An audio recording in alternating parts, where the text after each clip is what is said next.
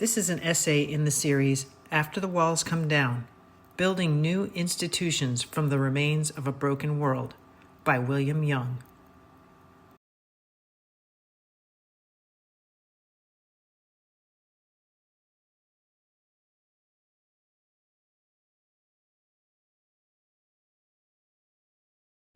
When the Berlin Wall fell in November 1989, people in Berlin, the rest of Germany, and other parts of the world celebrated. The wall, erected by the Soviet Union in 1961, was both a symbol of oppression and a concrete reality for those living on the wrong side of it. In 2025, I visited Berlin's East Side Gallery, which is the largest open-air art gallery in the world. It features the longest remaining section of the Berlin Wall, about 1,400 yards or 1,300 meters. This section of the wall is decorated with more than 100 murals painted by artists from more than 20 countries. Some murals in the gallery portray the former residents of East Berlin as prisoners. A mural entitled Curriculum Vitae by the artist Suzanne Kunjapu-Jelinek lists each year from 1961 to 1989. Most of the years feature pink dots, with each dot representing one of the 136 people killed while trying to escape. Kunjapu-Jelinek herself had been arrested and jailed for 15 months for, quote, planning to illegally cross the border, unquote.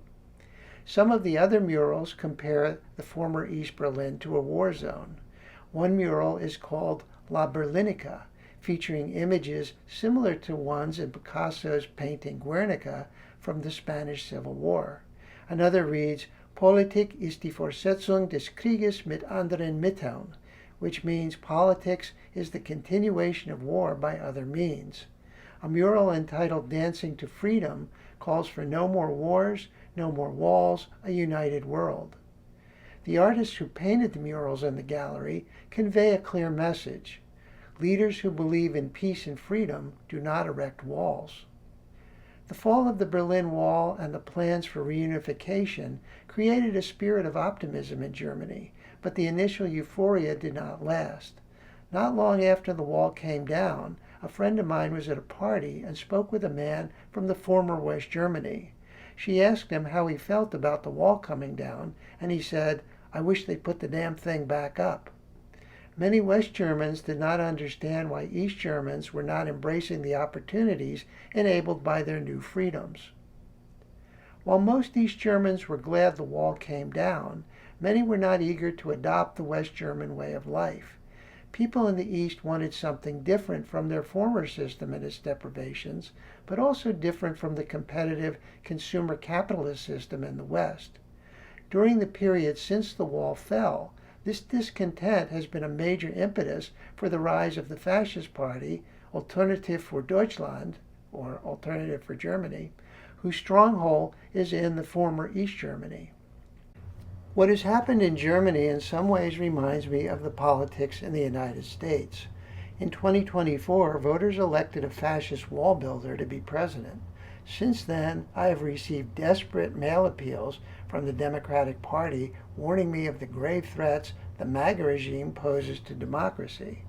I am neither a Democrat nor a MAGA supporter, and I look forward to when the MAGA regime collapses. Yet I have no desire to return to the destructive, unsustainable way of life that existed when Democrats were in control. Some analysts call the 2024 U.S. presidential election the most important election in American history, but the number of eligible voters in 2024 who did not vote was greater than the number who voted for either of the candidates from the two major parties. I do not blame the non-voters. Neither party promotes sustainable policies, and both take a lot of money from special interest groups. The main difference between them is that Democrats promote policies that are killing us gradually, while the MAGA regime promotes policies that will kill us more quickly. Many voters are tired of having to choose between the lesser of two evils, which is no choice at all. America needs something very different from what either Democrats or the MAGA regime offer. On a personal level, I and many other Americans now face a number of questions. In the short term, what are the most effective ways of resisting what the MAGA regime is doing? And how can we live sane and meaningful lives in a country that has become decreasingly sane and increasingly authoritarian? Buddhists believe that delusion, anger, and greed are the three poisons at the root of suffering. All three are poisoning the current political atmosphere of the United States. In the long term, the most important questions are how the country can rebuild institutions from the rubble of a badly damaged government, and how can the country prevent all this from happening again. During World War II, London suffered enormous damage from the German Blitz. After the war ended, Londoners had an opportunity to rebuild in a way that would make the city more livable. Instead, the rebuilding produced a city that was similar to the way it was before the bombing. Londoners wanted to rebuild quickly so their lives could return to what had been normal and familiar before the German attacks. Likewise, when Americans rebuild from what remains after the MAGA attacks on government and society, people most likely will want to return as quickly as possible to what previously had been normal and familiar. By doing so, they will recreate the same institutions that resulted in the rise of MAGA in the first place. The United States must try new ideas and create new institutions built on firm and sustainable foundations. Not long after the end of World War II, Lewis Mumford wrote a book called The Conduct of Life, in which he discussed the ethical and religious issues confronting humankind. At the time, the world was still reeling from the war and the American use of nuclear bombs on Hiroshima and Nagasaki. The book begins, quote, "The age that we live in threatens worldwide catastrophe, but it likewise holds forth unexpected hope and an unexampled promise," unquote. Mumford believed that the hope and promise would require a change in the total pattern of life, working simultaneously throughout every institution, group, and person in society. He said such a change would not be likely to result from a rational decision by the society, but rather as a response to a deeply threatening crisis. The MAGA regime operates in a manner that is so sloppy and haphazard that a serious crisis is not only possible, but inevitable. Currently, the United States uses prescription-based systems to create laws and regulations pertaining to government, education, the environment, the economy, housing, and other important areas. Prescription-based systems specify what people and corporations can and cannot do, regardless of the outcome. It does not matter how undemocratic the government becomes, how unequal the distributions of income and wealth are, how unfair or inaccessible the education system is, how much of the environment is destroyed, or how unfair and unaffordable housing is. Large prescriptive systems are dominated by those who benefit most by ensuring that laws and regulations are written in a particular way. Huge amounts of money are spent on lobbying and direct payments to lawmakers, resulting in outcomes that benefit those who pay. The alternative is performance-based systems, which have goals based on a set of guiding principles. Voters can judge performance-based systems by how closely they conform to both the guiding principles and the ultimate goals. The system should benefit all Americans, not just interest groups and wealthy individuals. A list of guiding principles might be: personal choice is preferable to authoritarianism, environmental sustainability is preferable to environmental destruction, science is preferable to superstition or undocumented assertions, nonviolence is preferable to violence, equality is preferable to inequality, inclusionism is preferable to exclusionism, local decisions from below are preferable to global decisions from above. Under the present prescription-based system, as long as laws and regulations are obeyed, or those disobeying them can avoid being caught, everything is thought to be okay. Except everything is not close to being okay, and the people most likely to be hurt typically look for someone to blame. In Germany, which went through a traumatic period during the last century because of the rise and fall of fascism and Hitler, an increasing number of people are once again turning to fascism. In the 2024 U.S. elections, a majority of voters opted for a fascist convicted felon. The move toward fascism also is happening in many other countries throughout the world. After the current fascist leaders in the United States, Germany, and other countries have ridden their white horses into the sunset, the angry populations who elected and supported them will still be around, as will the causes for their discontent. The same people who have undue influence over the creation of laws and regulations also have undue control over the flow of information. The voices advocating democratic and sustainable systems are drowned out by messages supporting the undemocratic and unsustainable status quo. The control of media in America is now increasingly concentrated in fewer and fewer hyper-wealthy corporate hands. These people influence what news is covered, how it is covered, and more importantly, what news is not covered.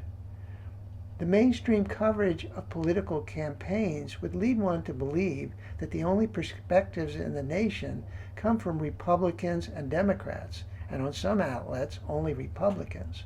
One would hardly know that America also has libertarians, Greens, socialists, communists, black nationalists, and many other groups outside the mainstream. Political coverage is shifting ever rightward, with fascist ideas receiving increasing exposure. Someone once asked me if there were any moderate Republicans remaining, and I replied, yes, they're called Democrats. American politicians who would be considered mainstream social democrats in Europe are regarded as dangerous leftists in the United States. In the Marx Brothers movie Horse Feathers, Groucho sings a song called "Whatever It Is, I'm Against It." The MAGA regime has a similar mentality, pursuing policies because they are the opposite of what Democrats support. Such actions are intended to make a political statement rather than to address the nation's problems, and they are popular with angry and vindictive MAGA adherents. MAGA efforts are being bolstered by a collective psychosis gripping an ever-growing number of Americans. Psychosis involves a detachment from reality. Many Americans now have developed their own reality, and they form their own narratives to explain what they hear in the news, regardless of whether the narratives have any basis. They make up alternative facts, which are the opposite of facts, as well as conspiracy theories, which are not theories. A fact has been proven to be true, and a theory is based on evidence and observation. As newspapers and magazines continue to shrink and disappear, an increasing number of people receive news from the internet and social media, which are rife with bizarre conspiracy theories and alternative facts. Part of the collective psychosis involves a rejection and demonizing of science, resulting in policies that endanger American lives and make the country less safe. The danger is especially great regarding public health issues. The anti-science people do not understand or care how science works. They think everyone's opinion is just as valid as anyone else's. Science works differently. It is democratic in the sense that everyone is entitled to put their ideas on the table for comment by others. The others then look at what is on the table and judge its validity. If the ideas can withstand scrutiny, they will be accepted. If not, they will be rejected. Scientists make observations and develop theories to explain what they see. They then do experiments to test whether a theory is correct. Experimental evidence must be repeatable to be accepted. Repeatable does not mean that someone with a similar worldview repeats an idea without any evidence. Governments are now caught in the middle of two conflicting trends. The first is that government services have expanded to address societal needs and problems that have multiplied and become larger and more complex. The second trend is that many people, especially MAGA supporters, no longer understand most of what governments do, and they believe governments no longer serve their needs. Government officials have done a poor job in explaining in understandable language why government is important. When government agencies are eliminated, as is happening during the MAGA regime, the effects usually are not felt immediately. When people, including many MAGA supporters, later realize that government services they have depended on are no longer available, especially during emergencies, they might begin to question the movement they have supported. In the meantime, the destruction continues. A lot of the move toward fascism in America and other parts of the world is an outgrowth of the dominance of the free market economic system. It is a secular religion substituting the invisible hand for God. This mysterious hand supposedly ensures that everyone in society receives exactly what they deserve. Inequality is deemed a suitable reward for the winners who play the game most adeptly, and the losers deserve no pity. Taxes and regulations are considered bad, as are governments and labor unions. Everything and everyone is for sale, and the decisions people make as consumers are considered more important than the decisions they make as citizens. Free market policies are strongly promoted by the major media outlets, the overwhelming majority of Democrat and Republican members of Congress, most of the federal government, and countless corporations. Congress passes legislation to allow rich people to suck huge amounts of money to the top of the wealth distribution and force everyone else to scramble for what is left.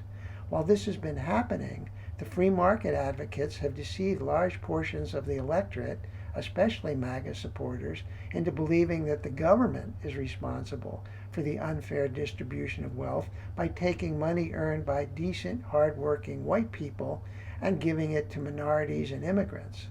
This disinformation has helped fascist ideas to gain support.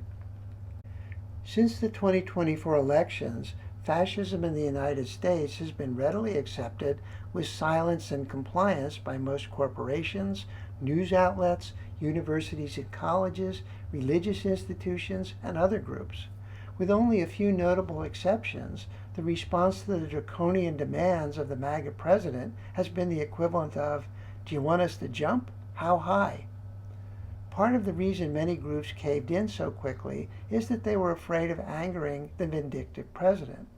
But the speed with which some groups willingly complied suggests they never believed in many of the programs they were cutting, and they welcomed the opportunity to get rid of them. The seeds of fascism were widespread, and they simply needed a fascist president to allow them to blossom. The gulf continues to grow between the way America is and the way it could be. Solving the major problems in the country will require solutions that incorporate generalist thinking. Leonardo da Vinci and many others have noted that everything in the world is connected.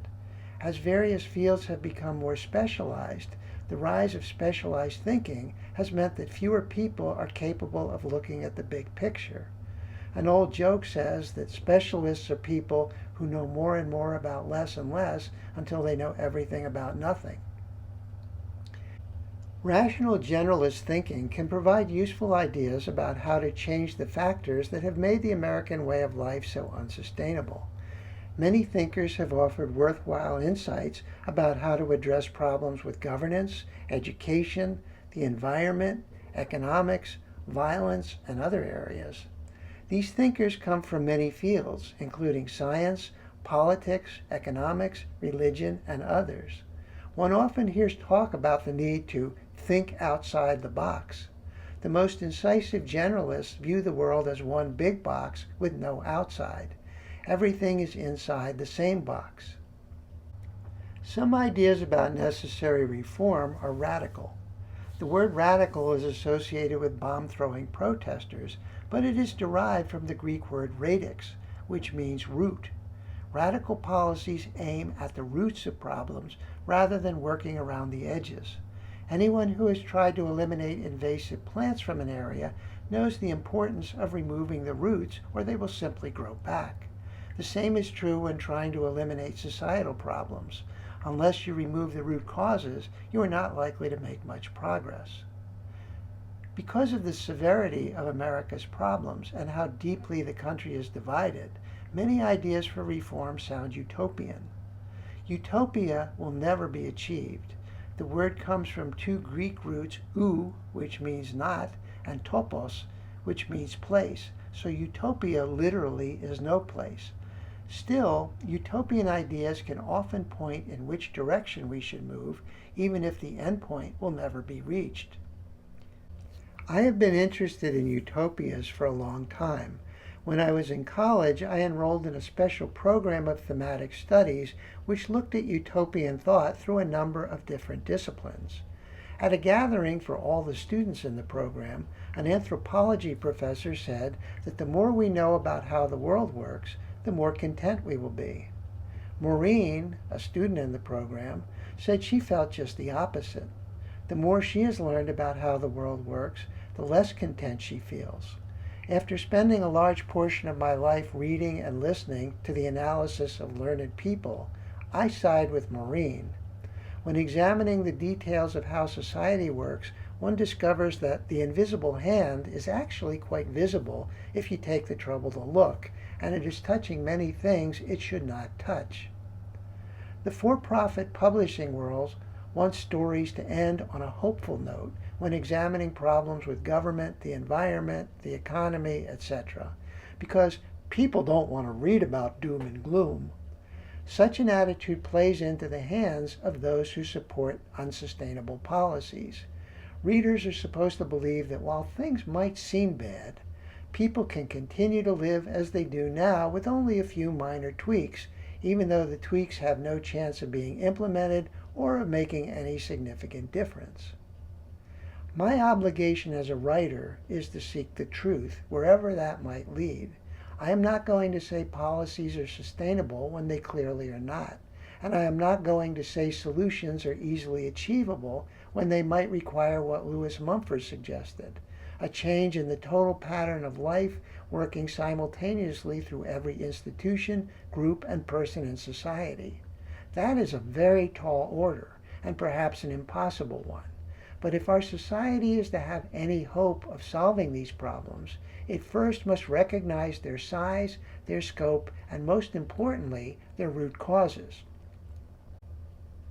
The title of this series of essays refers to walls in the plural because numerous walls inhibit personal freedom and block the necessary reforms necessary to create a sustainable country and world. The need to tear down the walls is especially urgent for young people. For the issue of climate breakdown, the walls pose a threat to the continued existence of our species and other species. Members of the youth climate movement and others will face the daunting task of building new institutions from the broken remains of the burning planet that older people leave behind. I do not know if anyone can or will succeed in creating viable institutions to replace the current dysfunctional ones. But to borrow language from a mural in the East Side Gallery, I hope people can have a clear view of reality so they will know what needs to be torn down in order to build a united world with no more wars and no more walls.